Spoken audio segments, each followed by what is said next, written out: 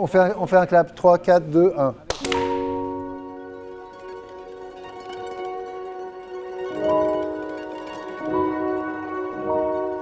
Ex-entreprise Kohler, qui est toujours dépositaire de la marque Jacob de Lafont, mais qui, ça fait un peu plus d'1 an, a voulu fermer l'usine pour expatrier sa production. Voilà. L'activité aurait disparu si les salariés, avec leurs syndicats, et notamment la CFE-CGC, n'avaient pas pris le taureau par les cornes pour trouver des solutions. Si d'ici 10 ans, on ne s'occupe pas de la conservation du savoir, c'est un savoir-faire qui disparaît complètement. Comme tu le disais, David, en fait, c'est Rodolphe qui présentait ainsi tout à l'heure. Si l'usine fermait, c'est fini. Il n'y a plus l'environnement, il y a encore moins l'information, et c'est tout un réseau qui disparaît. Parce qu'on parle beaucoup des métiers de demain, mais il y a aussi un sujet qu'on a déserté, c'est la conservation de nos savoir-faire. Et là, on a un rôle en tant que service public pour le maintien de ces savoir-faire.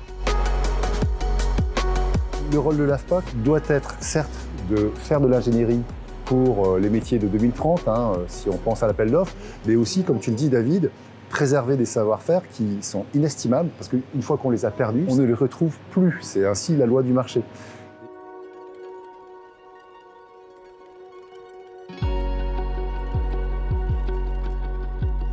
Elle aurait pu disparaître, on aurait pu ne pas être là aujourd'hui. Et je pense que le rôle du service public, effectivement, c'est d'aider et de consolider ce tissu national de TPME. C'est un exemple de réussite dans cette collaboration entre les salariés représentés par leurs syndicats, en l'occurrence là la CFE-CGC, mais ça peut être d'autres.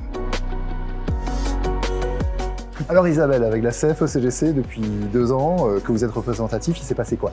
Il s'est passé quoi? Plusieurs choses. Déjà, sur le plan de l'égalité professionnelle femmes-hommes, il y avait des grands écarts qui étaient là depuis longtemps avec des accords qui n'aboutissaient pas. L'accord a abouti, on a réussi à faire débloquer une enveloppe de 200 000 € sur 3 ans pour réduire ces fameux écarts sur le temps. Il y a eu également l'accord télétravail qui a permis aujourd'hui d'offrir un cadre sécurisé aux salariés qui vont télétravailler régulièrement et surtout percevoir une indemnité pour pouvoir contribuer aux dépenses engagées chez eux, donc une indemnité forfaitaire de 110 € par an, plus une prime d'installation de 150 €. Parce que depuis 10 ans, à la fin, il n'y avait pas eu ni augmentation ni prime. Fin 2020, il y a eu cette prime de 400 €. Alors au-delà de la prime, il y a eu une augmentation générale également. Et c'est quelque chose dont j'avais oublié l'existence depuis 10 années avec certitude.